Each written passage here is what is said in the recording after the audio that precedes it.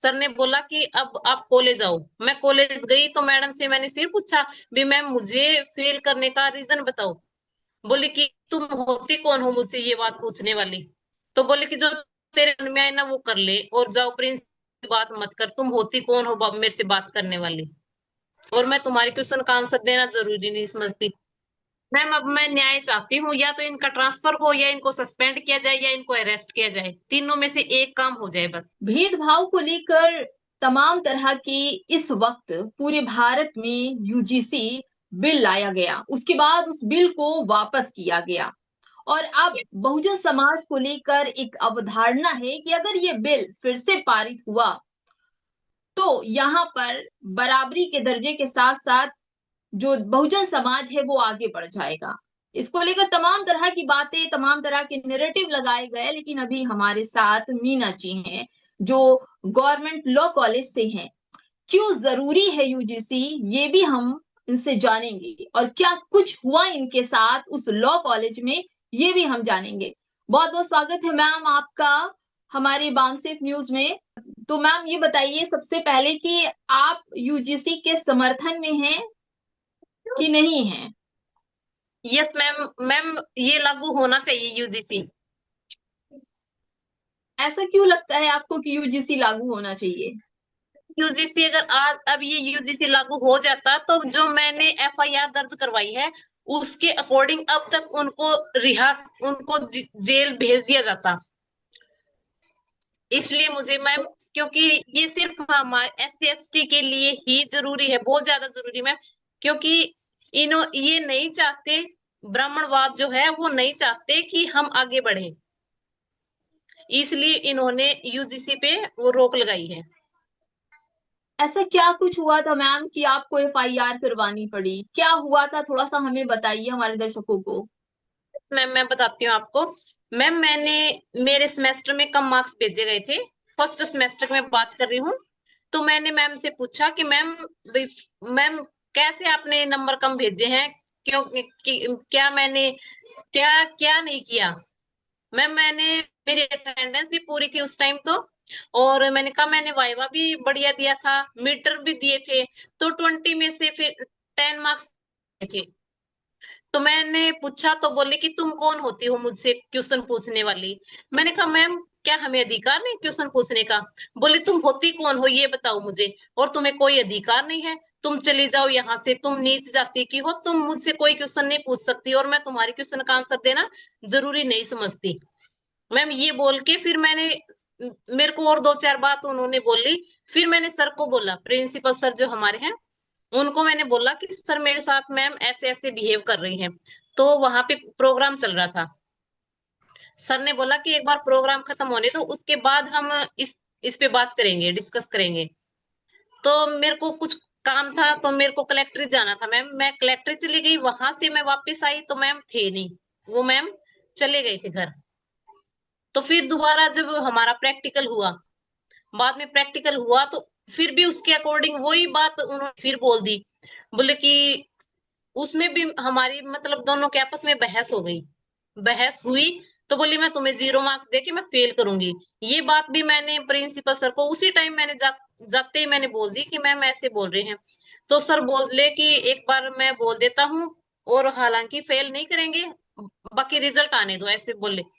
Result आया, 6 number दिए मेरे को, 6 नंबर दे के मेरे को फेल कर दिया। फिर मैंने बोला कि सर, मैंने फोन किया, मैंने कहा सर देख लो अब, अब बताओ क्या करना है। सर ने बोला कि अब आप कॉलेज आओ। मैं कॉलेज गई तो मैडम से मैंने फिर पूछा भी मैम मुझे फेल करने का रीजन बताओ। बोली कि तुम होती कौन हो मुझसे ये बात पूछने वाली, और मैंने फेल किया है, मैंने कर दिया फेल, अब तेरे मन में आए ना वो कर लेना, सीधा मेरे को यही बोला। वहां पे उनका स्टाफ भी था, मेरे साथ वाले स्टूडेंट भी थे। तो बोले कि जो तेरे मन में आए ना वो कर ले, और जाओ, प्रिंस से बात मत कर, तुम होती कौन हो मेरे से बात करने वाली, और मैं तुम्हारी क्वेश्चन का आंसर देना जरूरी नहीं समझती। यही बोल के फिर मैं ऑफिस में आ गई, सर के ऑफिस में आई। तो सर को मैंने बोला, yes ma'am, ma'am thank you जो थैंक यू। कमेटी मेंबर्स हैं वो उनके स्टाफ वाले थे, और वो उनका ही साथ दे रहे थे, वो तो ये गवाह हैं, और मेरी गवाही ये देंगे। तो वही कमेटी के मेंबर वही गवाही देने वाले। तो मैम बताओ क्या मेरे को न्याय मिला वहां पे? फिर मैंने वहां से वो कमेटी में सुन के बोले कि 5 तारीख को फिर आना कमेटी में। मैं कमेटी सुन के मैंने एप्लीकेशन लगाई थी शिक्षा आयुक्त को, शिक्षा विभाग को। उनका फोन आया मेरे पास कि आप अपनी बात बात रखने के लिए एक बार थाने में आना। मैंने कहा ठीक है सर, मैं आती हूँ। पुलिस स्टेशन में चली गई। मैं गई तो फिर हम्म। उन्होंने भेजा एएसआई को, कॉलेज में भेजा एएसआई को। उनके साथ उन्होंने मिसबिहेव किया, एएसआई के साथ मिसबिहेव किया। तो उन्होंने फिर जाते ही मेरे को बोला कि वो तो हमें ही कुछ नहीं समझ रही तो आपको क्या समझेगी। और मैम बहुत से बच्चों के साथ ऐसे करती है, जो SC ST के बच्चे हैं उनका परमिशन लेटर तक वो हाथ में नहीं लेना चाहती। इतना मिसबिहेव उनका होता है। बट कोई लेटर कुछ भी है तो वो हाथ में नहीं लेती, इतना छुआछूत जातिवाद है वहां पर। जातिवाद है मैम वहां पे, इतनी जातिवाद करती है वो मैडम। और ये पता लग जाए ना कि हाँ ये SC ST का है, उनसे बात तक करना जरूरी नहीं समझती। तो मैम आपसे ये जानना चाहेंगे कि वो जो मैम है वो आपको सिर्फ जाति की वजह से आपको फेल कर रही थी, या कोई और वजह रही हो, आपका नंबर कम हो, या एग्जाम में आपने सही आंसर ना बस लिखे हो? बाकी मैम कोई वजह नहीं है। और बाकी स्टूडेंट भी यही बोल रहे हैं, सिर्फ प्रैक्टिकल में कम मार्क्स भेजने की वजह से वो आवाज नहीं उठा रहे कि कहीं हमारे हमको फेल ना कर देंगे, फेल ना कर देंगे। लेकिन प्रताड़ित सबको किया जा रहा है। आपने हिम्मत जातिवाद। दिखाई इस पूरे मामले यस, में? यस मैम, मैंने हिम्मत इसीलिए दिखाई क्योंकि मेरे को यहाँ न्याय कॉलेज में मैंने जो एप्लीकेशन दी उस पे मुझे कोई रिजल्ट नहीं दिखा, इसलिए मैंने फिर आगे आवाज उठाई है। तो अब मेरे को बोल ये रहे हैं कि हम अब बोल रहे हैं जी कि जी हम बोलिए। तुम्हें 20 में से 19 मार्क्स देके पास पास करवा देंगे। अब मैंने बोल दिया कि मेरे को तो आप अगर 100 में से 100 दोगे ना तो भी मैं ये एप्लीकेशन वापस नहीं ले रही।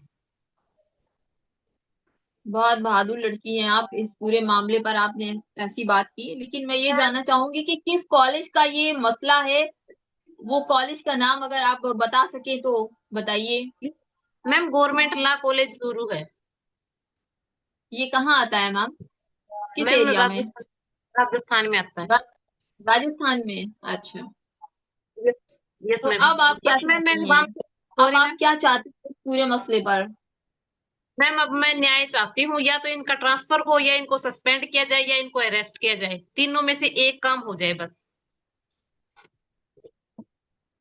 यानी कि आपके कॉलेज में आपके जैसे कई ऐसे बच्चे हैं जिनके साथ इस तरह का बिहेवियर, जातिवाद दिखाया जाता है, लेकिन उनमें से आपने हिम्मत दिखाई FIR करने की। Yes ma'am, yes ma'am. अभी एक मैंने क्यों। सवाल है कि जो स्टूडेंट हैं, जो हाँ जी। इसी मतलब बहुजन समाज से आते हैं, वो लोग हाथों में झंडे लेकर के और समर्थन कर रहे हैं UGC का। लेकिन हाँ सरकार जो है वो कहती है कि अगर UGC आ गया, सरकार क्या, जो सरकार के मानने वाले हैं जो सोचते हैं कि UGC बिल ना आए, हाँ सरकार तो जी। ये चाहती थी कि बिल आ जाए, लेकिन उसमें कुछ ऐसी खामियां थी, खराबियां थी, जिसको उसको रिजेक्ट कर दिया गया। लेकिन आप हाँ जैसे स्टूडेंट की बात सुनकर लगता है कि क्या UGC बिल का आना जरूरी है? यस आपसे मैम यही जरूर। सवाल पूछती हूँ कि क्या जरूरी है? यस मैम, बहुत ज्यादा जरूरी है UGC का आना। और मैम मैंने बामसेफ में, मेरे पापा बामसेफ के अध्यक्ष रहे थे। अच्छा। मैं खुद बामसेफ की मीटिंग अटेंड करती थी। हाँ जी। तो हम मैं बस इसी वजह से मेरे में हिम्मत है, क्योंकि मैं बहुजन समाज पार्टी की बहुत वो ज्यादा वो करती थी। पहले तो सपोर्ट करती थी। आफ्टर मैरिज मैं मीटिंग में नहीं जा पा रही। तो उससे पहले मैं बहुत जगह मैं मीटिंगों में भी गई थी। पापा बाम सेफ में ही थे। जी, बहुत बहुत शुक्रिया मैम आपका। आपने हिम्मत दिखाई कॉलेज में आने की, हमारे बामसिफ न्यूज से भी जुड़ी आप, और आपकी हिम्मत को भी सलाम। और आप जैसे स्टूडेंट, हम लोग भी यही चाहते हैं कि आप जैसे स्टूडेंट जो हैं वो UGC बिल उनके लिए बेहद जरूरी है, उनकी सुरक्षा के लिए, ताकि वो पढ़ें, आगे बढ़े, और संविधान को दायरे में रखकर जो भी संवैधानिक चीजें हैं वो अपने पढ़ाई को आगे बढ़ाएं। बहुत बहुत शुक्रिया मैम आपका बामसेफ से जुड़ने के लिए। नमस्कार। मैम, नमस्ते।